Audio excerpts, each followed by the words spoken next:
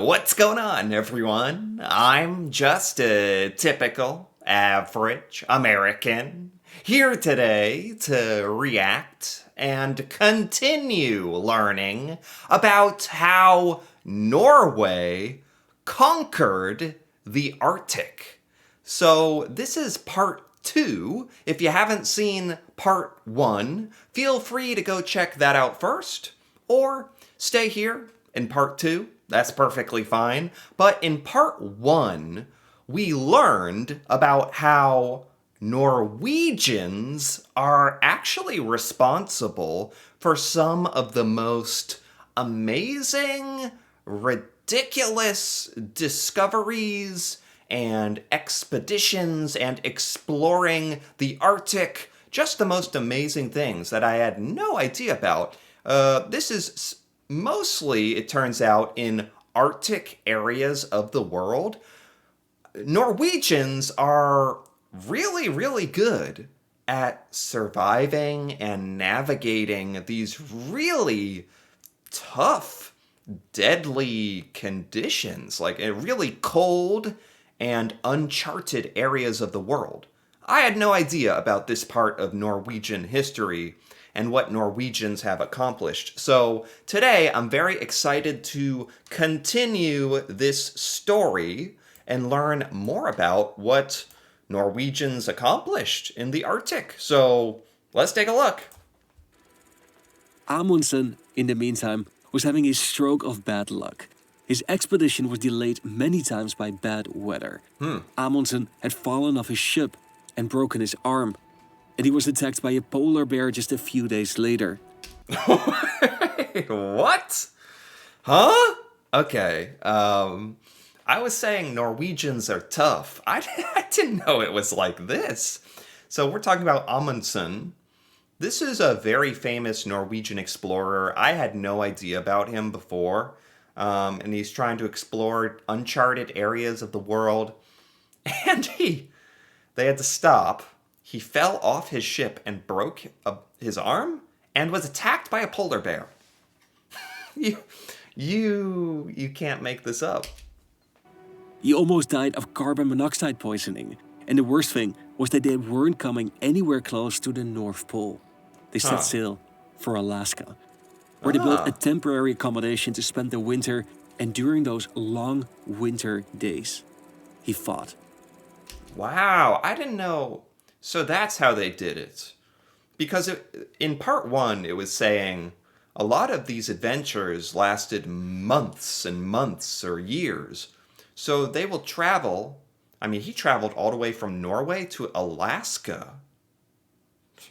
And they actually built a settlement, like a house or a shelter, so that they could stay there until the weather got better, I think. And he changed tactics. These were the early years of aviation. The Wright brothers had just taken their first flight 2 decades earlier, and Louis Blériot had flown over the English Channel just 10 years after that. Amundsen was deeply inspired by these feats, and he managed to get some funding to buy an airplane. Okay, this guy, Amundsen, the Norwegian, I can't believe I've never heard of this guy, because he is one of the most interesting people I've ever heard of before. Now he wants an airplane, because he wants to discover the North Pole, I believe. Years of hardship on a small boat in the Arctic, the thought of just flying to the North Pole was very tempting. Yeah. He shipped the small aircrafts to northern Alaska and prepared for a short test flight.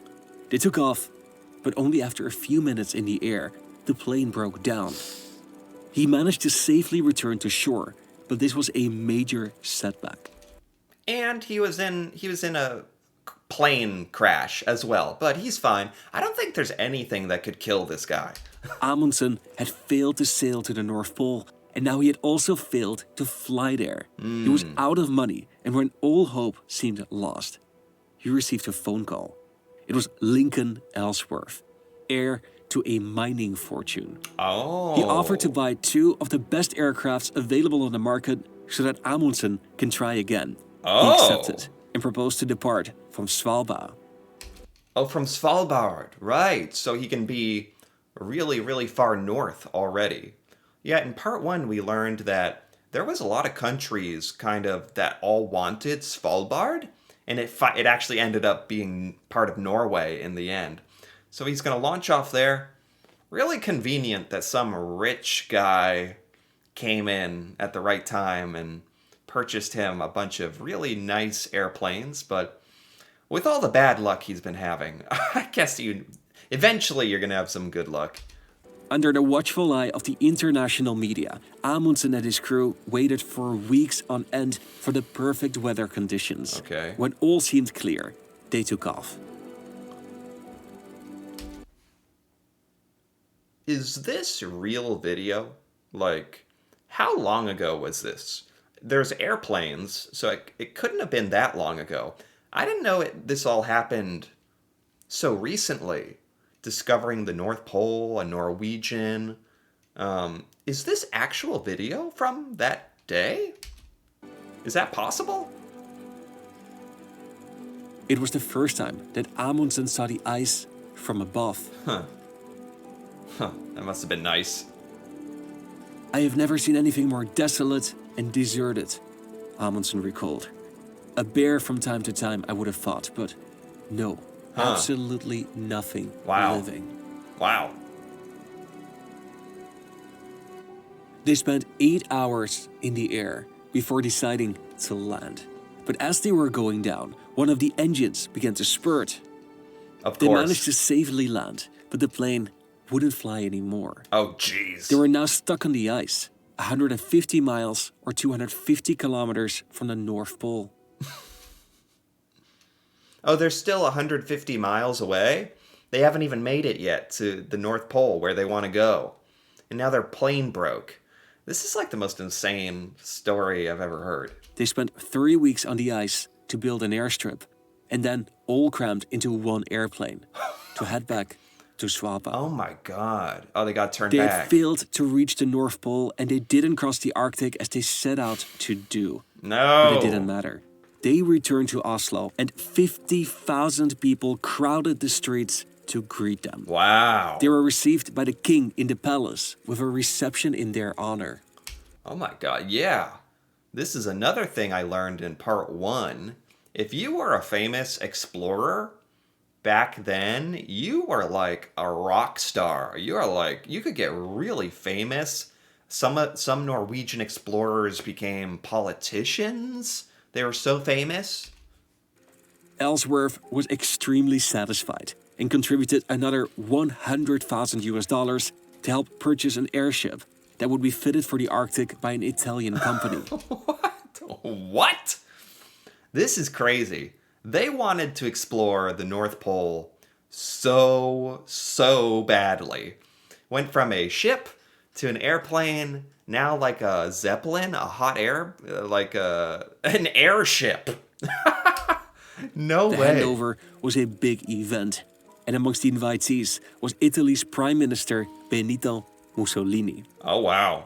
This was seen as a promotional event for all the countries that were involved, and Norway had its name on the ship. No freaking way. I had no idea about this. This is like a huge moment in history, and Norway is front and center. I had no idea about this. They were ready to fly from Svalbard and aimed to be the first people on the North Pole and the first people to fly over the Arctic. On May 11th, they took off. Okay, I'm nervous. I'm nervous. The ship flew over the North Pole at 1:25 a.m. Greenwich time, making Amundsen the first person on both the South and the North Pole. Wow. When the airship finally landed in Alaska, it was front page news. So a 71-hour flight. Eventually they had to land in Alaska, but he technically did it. And he was the first person ever in the South and North Pole. What a guy. Of the cover of the New York Times was dedicated to this achievement. Oh, wow. But also the entire second page and even the entire third page. This was huge news. And I say all the time, it's not very often that Norwegian news gets featured here in the United States, this was the #1 story. Like, not just in America, sounds like in a lot of the world. This shows just how important these events were in that time. Yeah. These expeditions were considered affairs of national importance. Okay. The captains, commanders, and people in charge were celebrated as heroes. Their accomplishments were in the name of the king or nation they represented, and they embodied the spirit of their people. This was particularly important for Norway, as they had just gained independence, and they were looking to define its values as a people and its role on the world stage. Wow. Well, Norway definitely did it in spectacular fashion.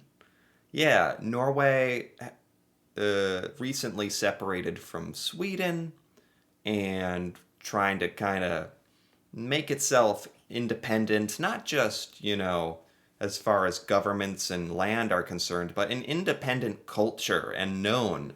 And this was like the most ridiculous, over-the-top way to do that, and it definitely worked. The success of the Norwegian explorers lent credibility to their claims, and it helped establish Norway in the public consciousness as an Arctic nation. Yeah, right. If you like this and you want to show your support... Oh, is that it? I think that's it. Okay. This was such a good video. Again, this is by Hindsight. They made this awesome video about all this crazy stuff Norway did. This is a part of Norwegian history I had no idea about. This sounded like it was really, really a huge story at the time. So I think people, at the time, this was big news. But I think most Americans don't really know about this anymore, at least my age. So this was super cool to get this kind of insight into Norway's past and what Norwegians have accomplished. You really did conquer the Arctic, in the sense that you went where no man has ever gone before. And it's just, Norwegians seem fearless, kind of crazy, and exactly what the world needed to do these incredible events, discover the South Pole, the North Pole, go through the Northwest Passage, through Canada to Alaska. Ridiculous. I can't even wrap my mind around it, really. It's these feats are unbelievable that people actually did this.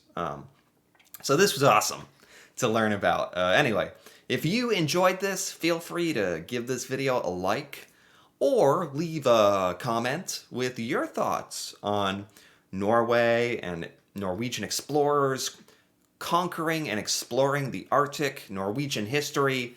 That'd be awesome to hear about. And if you're interested in more videos like this, me reacting to Norway and learning about Norwegian culture, feel free to subscribe for more. And until then, thanks for watching, and see you next time.